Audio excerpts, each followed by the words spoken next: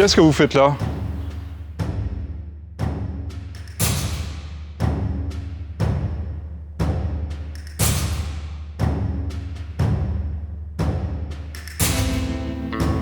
On n'a pas vraiment réussi à faire le pneu en fait, donc on s'est dit que vous pourriez peut-être nous aider à le finaliser parce qu'on n'y arrive pas. Bon, j'appelle la sécurité, mais avant je vais vous montrer ce que c'est que des pneus adaptés.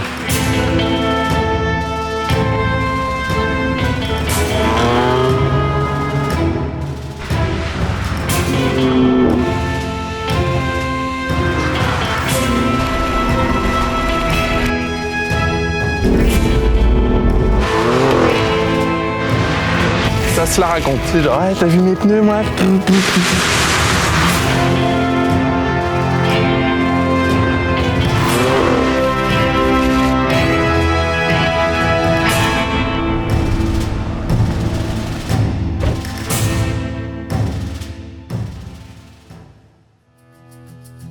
Joël, à ton avis, qu'est-ce qui n'allait pas sur notre pneu, le garage pilote Psor qu'on a développé? Je crois qu'il n'y a pas grand-chose à garder, je pense que vous avez fait un peu n'importe quoi. Il y a un ensemble de matériaux d'assemblage qui sont complexes et qu'on doit marier les uns avec les autres pour obtenir les performances que vous avez sur des voitures comme celle-ci.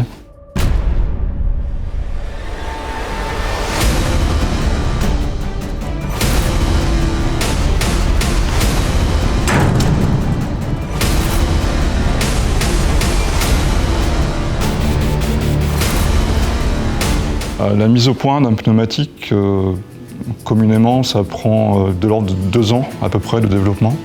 On est en Auvergne ici. C'est un petit peu la Douland, quoi. C'est le Disneyland pour les mordus de la bagnole ici. 40 km de pistes. On a quasiment 20 pistes différentes.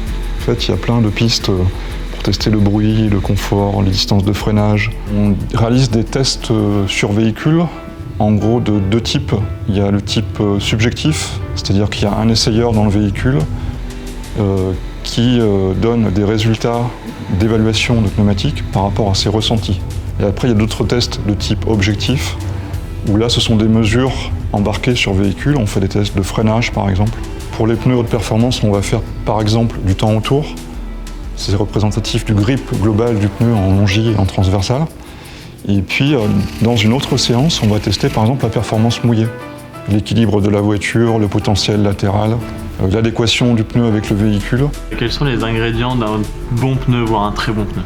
Alors, le principal ingrédient, c'est déjà le temps passé ensemble avec le constructeur, apprendre à comprendre ce qui est important pour eux.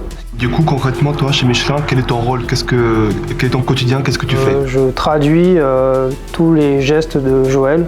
Quand il me dit au volant, il y a trop d'angle au volant, la voiture est trop survireuse, trop sous-vireuse, je suis capable donc du coup d'ajuster les paramètres de mélange de gomme, de textile, de tension dans les textiles, et même des fois de revoir certaines fois la forme du moule initial. Par rapport au pneu qu'on a développé hier, quelle est la différence avec le pneu performance qui est développé sur mesure, comme sur la M4 par exemple? Mais imaginons qu'on ait fait une dimension, donc 19 pouces, donc pilote super sport de la M4. Oui, on peut le monter, oui, ça va rouler.